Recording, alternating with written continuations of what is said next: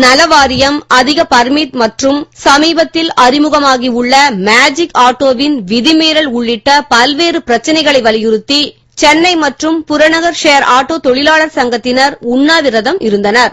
இதை தொடங்கி வைத்த AITUC மாநில பொதுச் செயலர் தியாகராஜன், ஆட்டோ டிரைவர்கள் பாதிக்கப்படுவதை அரசு தடுத்து நிறுத்த வேண்டும் என்று கேட்டுக் கொண்டார். ஷேர் ஆட்டோக்களை அச்சுறுத்துகின்ற வகையிலே டாடா மேஜிக் என்ற வாகனத்திற்கு அனுமதி கொடுத்து அது ஷேர் ஆட்டோக்களைப் போல டிக்கெட் போடுகிற வாகனம் மாறுகிற போது தங்களுடைய வாழ்க்கையை பாதிக்கும் என்ற அச்சத்தின் காரணமாக ஷேர் ஆட்டோ தொழிலாளர்கள் இங்கே உண்ணாவிரதம் இருக்கின்றார்கள். டாடா மேஜிக் மேக்சிகா போல ஓட வேண்டுமே தவிர ஒவ்வொரு இடத்திற்கும் டிக்கெட் போடுகின்ற வாகனமாக ஷேர் ஆட்டோ போல இயங்கக்கூடாது என்பது பிரதானமான கோரிக்கை. ஆரம்பத்தில் பயணிகள் ஆட்டோவில் துவங்கி ஷேர் ஆட்டோ வந்தது. இப்போது மேஜிக் ஆட்டோ என்று வந்திருக்கிறது.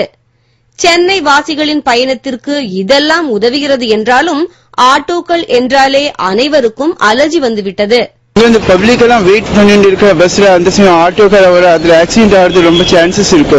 ஆனா டிராபிக் போலீஸ்கார டைம் டு டைம் ஆக்சிடென்ட் எடுக்க மாட்டேங்கிற, அப்படியே கரெக்டா டைம்ல வர மாட்டேங்கிறா. அது ரொம்ப பிரச்சனையும் வருது. நம்ம பஸ் ஏறும் போதும் சரி, எவ்வளவு ஒரு டிராபிக்ல மீறி நம்ம பஸ் ஏற வெளியே வரும், வெளியே போன எவ்வளவு அர்ஜென்ட் ஒர்க்ஸ் நம்ம இருக்கும். பஸ் ஏற நடுவுல வந்து ஆட்டோ வந்து நின்னா, ஸ்கூல் ஸ்டூடெண்ட்ஸ் கிராஸ் பண்ணும் போது இவ்வளவு ஆபத்து வருது. அன்று ஷேர் ஆட்டோக்களை எதிர்த்தவர்கள் இன்று மேஜிக் ஆட்டோக்களை எதிர்க்கின்றனர்.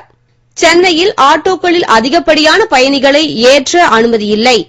ஆனால் விதிமீறல் அரங்கேறிக் கொண்டுதான் இருக்கிறது. அவதிப்படுவது என்னவோ அப்பாவிகள்தான்.